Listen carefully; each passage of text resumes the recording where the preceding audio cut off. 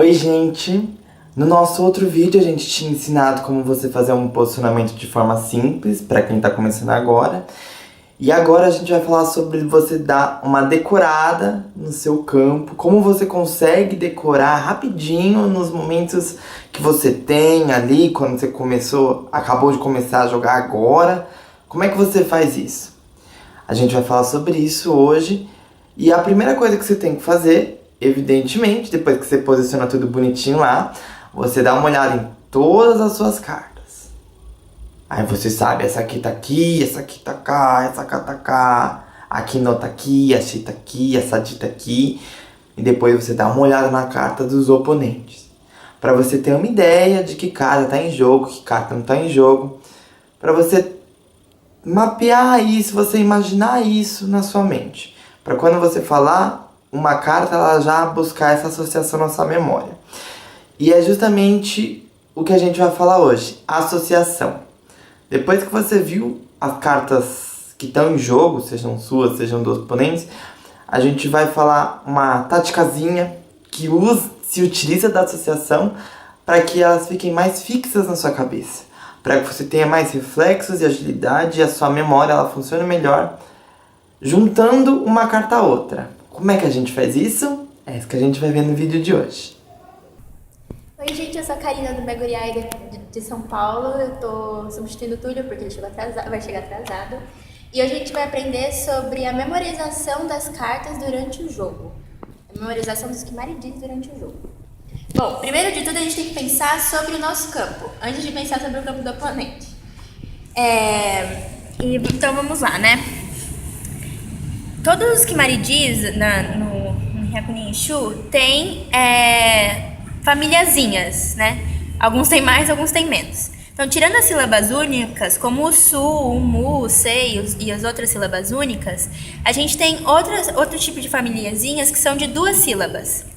Aqui, a gente tem um exemplo dessa família, desse tipo de família com 2 sílabas, com 2 coisinhas só, 2 cartinhas só, que é o Momo e o Moro. E aí a gente decora elas dessa forma, né? Então, o Momo e o Moro estão aqui. Aí, olhando o resto dessa parte do meu campo, eu encontro outras 2 cartas que também tem uma outra carta que começa com Shi, no caso aqui da Shino, e uma outra carta que começa com Tsu, no caso da Tsuki. Que não estão comigo no caso, né? Não estão desse lado, no caso. Olhando desse lado aqui, a gente vê de novo as sílabas únicas, né? E aí a gente olha aqui para procurar se tem outra carta das famílias que são 2 cartas só de 2 sílabas. E aí a gente encontra o Yura, mas eu não tenho no meu campo o Yu, que é o parzinho do Yura. Isso tudo você vai conseguindo pensar na medida que você vai decorando todas as cartas e os Kimari-Jis das cartas durante o tempo que você está treinando, né? Decorando as cartas. Então, por enquanto é isso. Dessas cartas de 2 sílabas. Aí, olhando aqui de novo no meu campo, a gente percebe que tem, por exemplo, o Kokoro-a, né? E daquele outro lado tinha o Kokoro-ni. Aqui. Então, eu decorei, olha, de mais com 4 sílabas aqui no meu campo. Ok. Então, agora a gente vai pensar agora a gente vai olhar para o campo do nosso adversário, para ver se a gente acha os parzinhos dessas cartas aqui, né? E se não achar, bom, a gente tem que deixar na cabeça que o par dessa carta não tá no jogo. Mas, enfim, pode ser lida e essa carta tá aqui. Aí você guarda isso na sua cabeça. Bom, aí agora a gente vai olhar no campo do adversário se estão as cartas que são pares daquelas que estão no meu campo. Vamos olhar. Desse lado aqui do campo do adversário, a gente já acha uma, Tsuku. Lembra que no meu campo tem o Tsuki? Aqui. Então, já tem um parzinho e eu vou deixar isso bem guardado na minha memória. Porque aí eu vou saber, quando o leitor lê Tsu, eu tenho 2 possibilidades. Ou vai estar no meu campo, ou vai estar no dele. E aí você tem que esperar o resto ser lido, enfim. É muito difícil, mas vamos lá. Aí, continuando olhando aqui, eu vejo que aqui tem o Yu. E no meu campo tinha o Yura, outro parzinho que tá se fazendo aqui no meio do jogo. E aí, do lado do Yu, eu vejo o Ura e o Uka, que tá junto no campo do meu adversário. Que aí eu escuto U e já posso bater aqui. Assim como no Mo, eu podia escutar Mo e já bater aqui. Depois de passar e pensar sobre as cartas de 2 sílabas, a gente vai pensar sobre as cartas de 3 sílabas. Mas, Karina, como assim você sabe uma ordem? Então, a ordem a gente vai explicar depois, quando vocês já tiverem mais sabendo sobre os Kimaridis. Agora a gente vai só... Vamos devagar na dor, né? Continuando olhando aqui no campo do meu adversário, eu vejo que ele tem um Tihá aqui e um Tigiriô aqui. Essas 2 cartas, elas começam com a mesma sílaba, Ti. E o Ti, no Hyakunin Shu, existem 3 cartas que começam, Tigiriô, Tigiriki e o Tihá. Como vocês podem perceber, não tem o Tigiriki em nenhum lugar desse jogo. Então, você guarda na sua cabeça durante a memorização. Bom, o Tihá e o Tigiriô tá em campo, mas o Tigiriki não tá. Então ele é carta morta. Se ele for lido, eu não preciso nem mexer, porque ele não vai estar aqui. Bom,